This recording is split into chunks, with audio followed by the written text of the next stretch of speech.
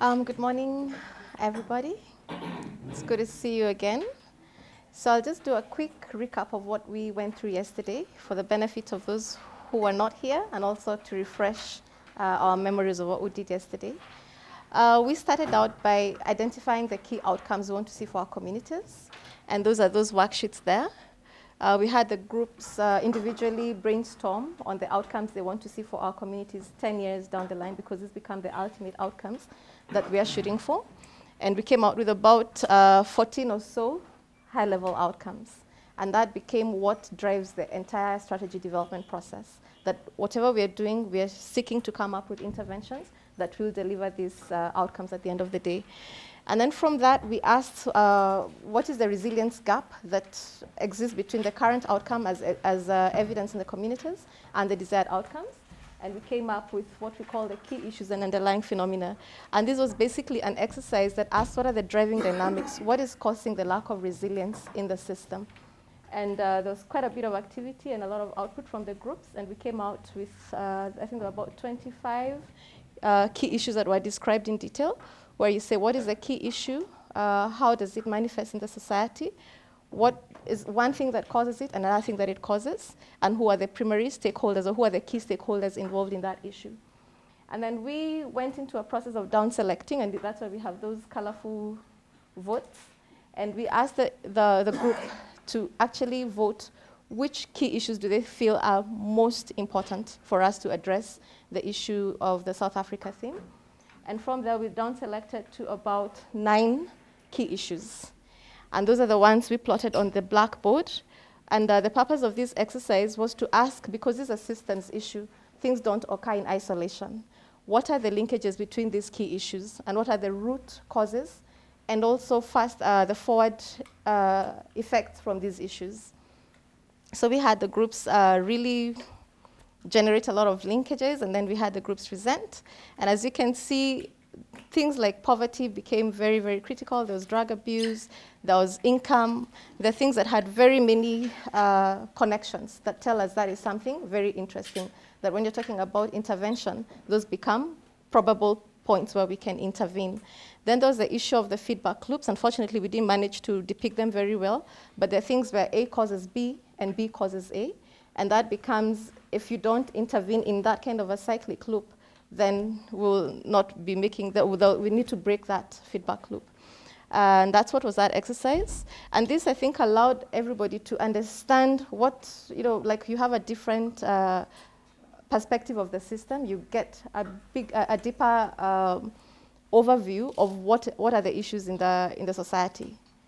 Especially if you're not coming, because I think we had the South Africa experience, we had the Malawi, we had the Zimbabwe. So all those issues bubbling up to the front. And then we came to the very interesting thing, which was the second alternative view of the system.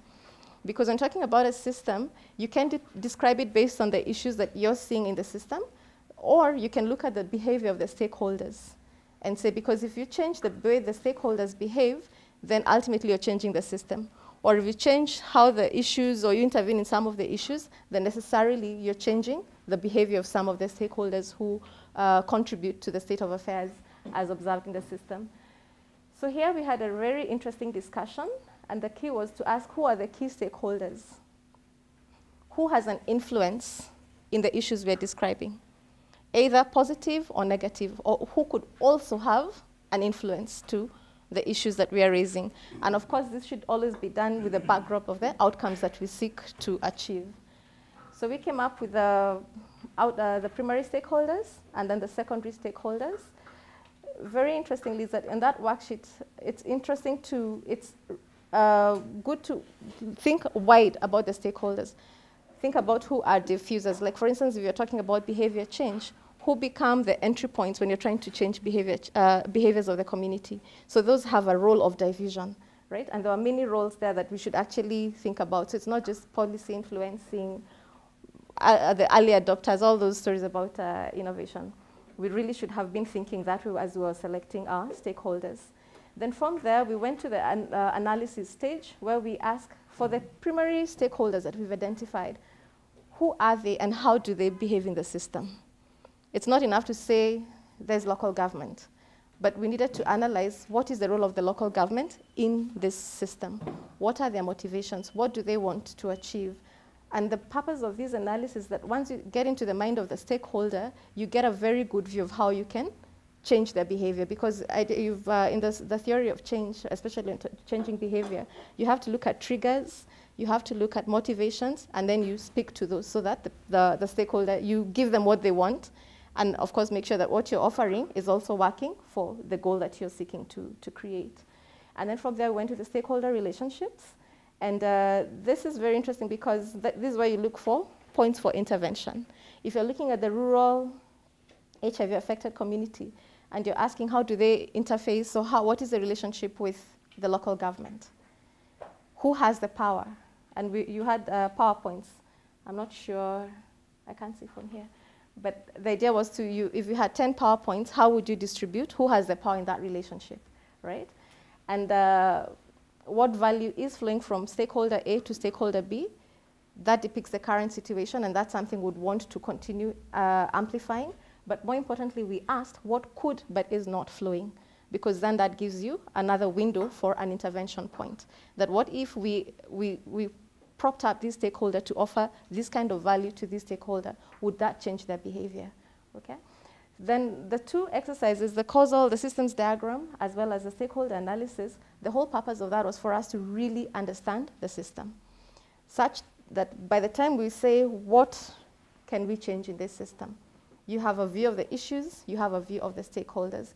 And that was the last exercise we did, which was the change levers. And as Raluca explained, a lever basically is an intervention point, is a high leverage intervention point, where that if you just tweak something small, it could result in a very big change in the system.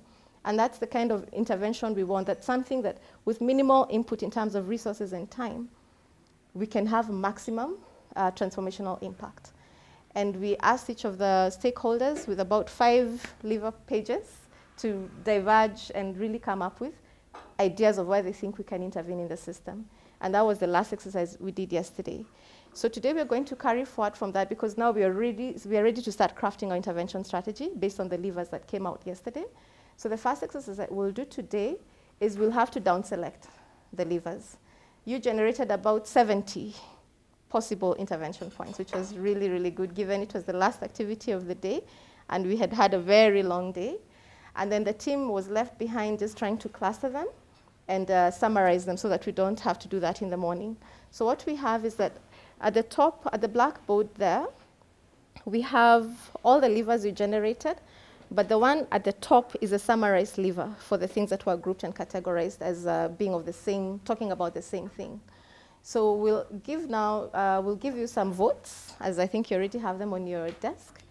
And we're going to ask you, thinking about intervention and leverage points as explained yesterday, which of these levers will give us most of our outcomes? That if I do this thing, I'll hit maybe 3 or 4 outcomes, as opposed to one lever that just gives me one outcome. How can we maximize the impact of what we're trying to do by selecting very high potent leverage points? So that will not take us so long. So we'll ask you, I know the boards are a bit crowded, but you'll spend about 5 minutes or 10 minutes, read through the levers that the group generated.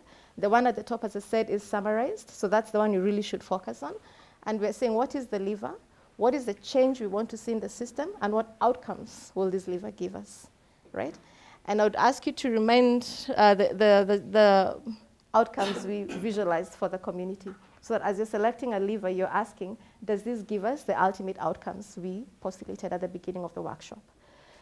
So I don't know if there are any questions. I'd be happy to take some few questions on that, so that we are all on the same page. But if we're good, then I'll ask everybody to just rise up. We go to the back of the board, take about 10 minutes, read through, and just use your vote wisely, as we say. Yeah? Use your vote wisely, because now the ones that we actually vote for are becoming what is our strategy. So we had better be voting for really high, powerful levers. Thank you very much, and we look forward to an equally stimulating day today. Thank you.